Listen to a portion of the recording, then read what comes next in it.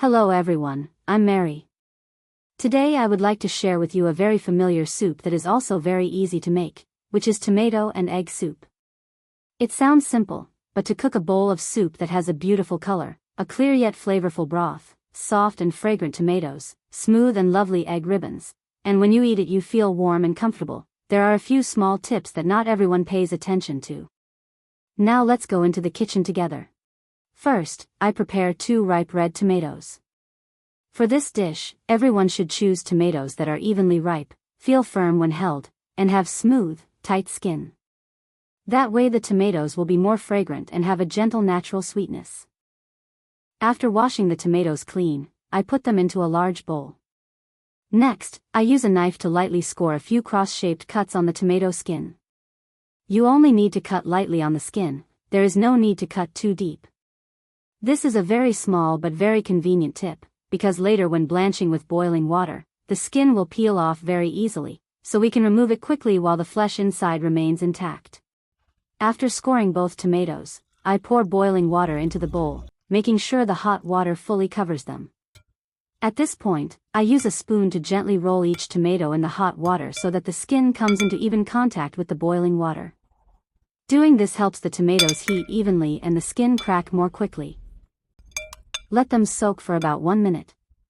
When you see the skin starting to split where you scored it earlier, you can simply remove the tomatoes to a cutting board and peel them easily by hand. This method is very clean, quick, and neat. There is no need to peel with a knife, and it does not waste the tomato flesh. After peeling off all the skin, I cut each tomato in half. Inside, near the stem, there is a slightly firm core, and I remove that part so that when eating the soup it will be smoother, without any firm bits. Then I cut the tomatoes into small bite-sized pieces. There is no need to mince them too finely, just cut them into moderately small pieces, even slightly chunky is fine. When cooking, the tomatoes will break down further, releasing sweetness and creating a beautiful color for the broth. After cutting, I put all the tomatoes into a bowl to prepare for the next step. Next, I prepare a little fresh ginger. Only a small amount is needed, not too much. In this soup, the ginger does not make it spicy, but mainly helps create a warmer, more fragrant aroma, especially on cool or cold days, making it very comforting to eat. If you prefer, you can also mince it finely, but I usually slice it moderately thin so that when sautéed, the ginger releases a light fragrance without overpowering the smell of the tomatoes and eggs. Next is the eggs. Here I use 2 to 3 eggs, depending on whether you want more or fewer egg ribbons in your bowl of soup. If you like more eggs and a richer soup, use 3 eggs. If you prefer it lighter and more delicate, 2 eggs are also very delicious. I crack the eggs into a bowl, then use a fork to beat them evenly. When beating, try to mix the yolks and whites completely together so that when pouring into the pot, the egg ribbons will be smoother and more beautiful. After beating, I set the bowl of eggs aside. Next, I prepare some green onions. Wash them clean, let them drain, then chop them finely. The green onions will give the soup a gentle fragrance and make the color look fresher. If you have cilantro at home and enjoy eating it, you can also prepare a little, wash it clean, then chop it finely. When added at the end, the bowl of soup will be much more fragrant. But this part depends on your family's taste and is not required. Now I mix a little cornstarch to create a light thickness for the soup.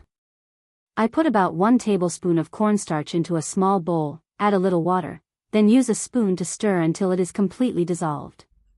Make sure to stir until there are no lumps left.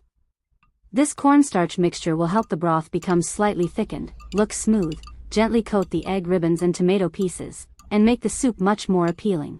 Now we begin cooking. I place the pot on the stove and add a little cooking oil, just enough to sauté the ginger and cook the tomatoes. When the oil is hot, I add the sliced ginger first. Stir lightly for a moment until the ginger becomes fragrant. Right after that, I add the tomatoes into the pot. At this step, you should keep the heat slightly high, because we need to sauté the tomatoes until they soften, release their juices, and release their color.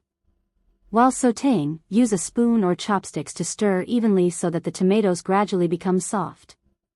When sautéed properly, the tomatoes will begin to release their juices, the flesh will soften, and the red color will become more vibrant. This is a very important step, because it determines most of the flavor of the soup. When you see that the tomatoes have softened, become slightly mashed, and released plenty of juice, at that point I add a large bowl of water into the pot. The amount of water depends on whether your family prefers more or less soup. Then turn the heat up high and bring it to a boil. While it is heating, I gently stir with a spoon so that the tomatoes blend evenly into the water, which will give the broth a more beautiful color. Next, I add a little soy sauce to enhance the flavor. Just a small amount is enough. Do not add too much so that the soup still keeps the bright color of the tomatoes. When the soup is gently boiling, I begin to add the cornstarch mixture. But at this step, everyone should remember one very important thing: do not pour it all in at once. I will stir the soup with one hand while slowly pouring in a small amount at a time. Add a little, stir well, and observe the thickness. If it is not enough, add a little more. This soup only needs to be slightly thickened, not too thick. If it becomes too thick, the broth will feel heavy and lose its light and natural taste. The tomatoes will also no longer feel fresh and soft. So it is best to add it little by little and observe carefully. When you see the broth becoming slightly thickened and looking smoother than before, that is just right. This is the step that many people like the most, because it determines whether the bowl of soup looks beautiful or not. When the soup is gently boiling, I hold the bowl of beaten eggs and slowly pour it into the pot in a thin stream. With the other hand, you can stir very lightly in a circular motion, or keep it still and pour very slowly. That way, the eggs will form thin strands, creating soft and beautiful egg ribbons. Do not pour the eggs too quickly all at once, because the eggs will clump into large pieces, which do not look nice and are not as soft when eating. Now I begin to season. I add a little salt, a bit of ground pepper, and a few drops of sesame oil to create a gentle fragrance.